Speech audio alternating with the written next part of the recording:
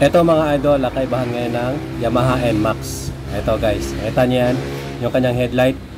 So yan guys, yung bagong feature ngayon nito at saka yung sa baba. Ayun, dalawa yan guys. Isang high at saka isang low. Ayan guys, ang kanyang feature ngayon. At ito na mga idol, ang ating video ngayon ay ang 2025 model ng Yamaha NMAX. Ito guys ay kamukhang-kamukha na ng X-Max. So sa may mga X-Max dyan mga idol, naku po, magsisisi kayo kasi ang Yamaha NMAX ngayon 2025 ay kamukhang-kamukha guys. Wala nang pinag-iba sa X-Max. So malilito na kayo kung hindi nyo makikita yung kanyang cc. Kung halimbawa 155cc to, para naka-NMAX na, naka-X-Max na kayo mga guys.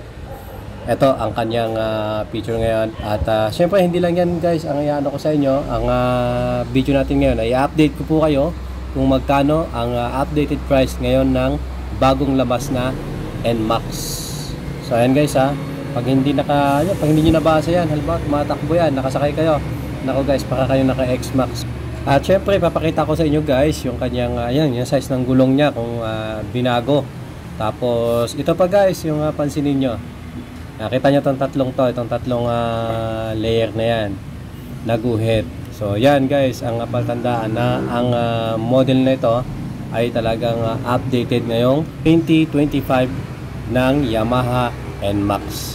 So guys, nako, ito ngayon ang pinagkakaguluhan itong Yamaha NMAX na to, ang bubura na naman sa record ng Honda ADV 160. Kung dati madaming may gusto ng Honda ADV na yan. So ngayon guys, lahat ang gusto magkaroon itong Yamaha NMAX ngayong 2025 model. At saka ito guys, pansinin nyo to itong panel niya guys, nakita niyo yung kanyang LED na yan, nakaatayo na. Hindi katulad na ng katulad na sa X-Max. So sa hindi pa nga nakapanood dyan guys, ito po yung X-Max na ipiniture ko nung nakaraan.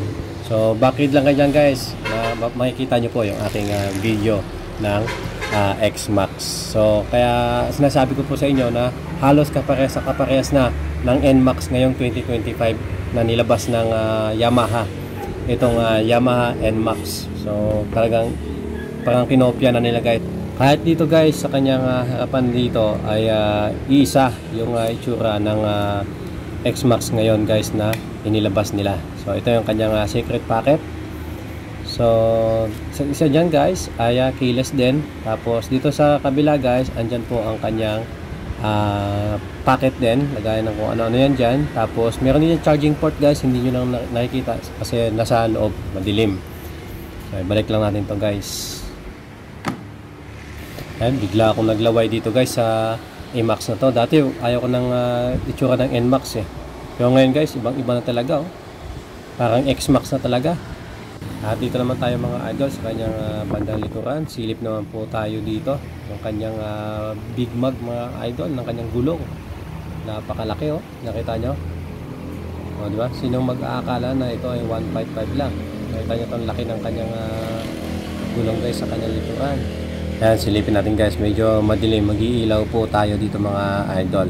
Ayan, ito na ang kanyang size ng kanyang gulong mga idol. Ayan, 130. Ayan guys, nakita nyo, 130 70 13. So ayan guys, silipin uli natin para mas malinaw.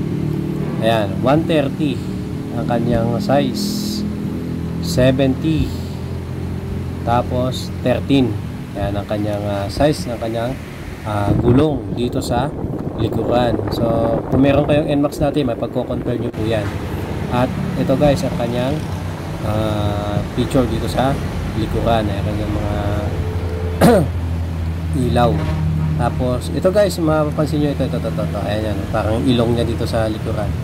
Ito mga idol yung kanyang template lights. Ayan pagka sa gabi, yan, umiilaw po yan. Makikita yung inyong templates. Yung kanya, templates niya, plate number nyo. Yan, plate number lights. Ewan ko kung anong tawag dyan guys Bahat sa akin, ang sabi ko lang ay plate number lights. Ayan. So, umiilaw po yan sa gabi. Nakikita po ang inyong plate number. So ayan guys, ang kanyang tambucho, hindi tayo makasiksik guys kasi siksikan dito kasi napakadaming dumating na mga motorsiklo dito, bagong lahat. At dito po nga pala guys, bago ko makalimutan, syempre ito ay naka Yamaha Connect. May mga tutorial to po guys sa YouTube kung paano pagganahin yung connection na yan. Tapos dito guys, sa kanyang size, sa kanyang unahan mga idol, linawan natin guys para makita nyo ha. Ayan, ang kanyang size ay 110 70 13. So ayan mga idol ha, 110 70 13, yun ang kanyang size dito sa kanyang unahan mga idol. Talagang buldik na buldik ang ating Yamaha NMAX. Ito na guys ang kanyang updated price. Dako na po tayo sa kanyang price mga idol. Ito NMAX version 3. Ayan, unahin natin ang kanyang cash, 175,900 pesos. Ang kanyang down payment naman guys ay 39,680 pesos. Ang kanyang 12 months ay 50,827 pesos. Ang kanyang 18 months ay 11,647 pesos. Ang kanyang 24 months ay 9,666 pesos. Ang kanyang 30 months ay 8,468. Ang kanyang 36 months ay 7,607. Tapos kung updated kayo magbayad mga idol, ayan, meron kayong rebate na 500. May bawas po yan na 500 sa mga updated magbayad. So ayan mga idol, ito ang susunod nating video guys. Itong PCX 160 na bagong labas, Honda 160 PCX mga idol, 2025 model to guys. Yan ang titingnan natin kung may bago dyan na picture ng Honda PCX mga idol. At sa mga gustong kumuha ng motorsiklo dyan mga idol, napakadami ditong pagpipilian.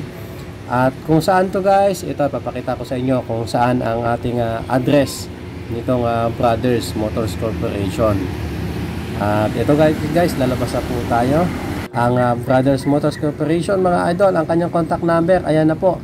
Tapos kung saan po ang location nito, ayan, Sitio Painaan, Pinugay, Baras, Rizal. Along Marilaki Highway lang to guys ha, sa mga gustong kumuha dito guys. Along Marilaki Highway lang to. Pagbaba lang to ng Buso-Buso.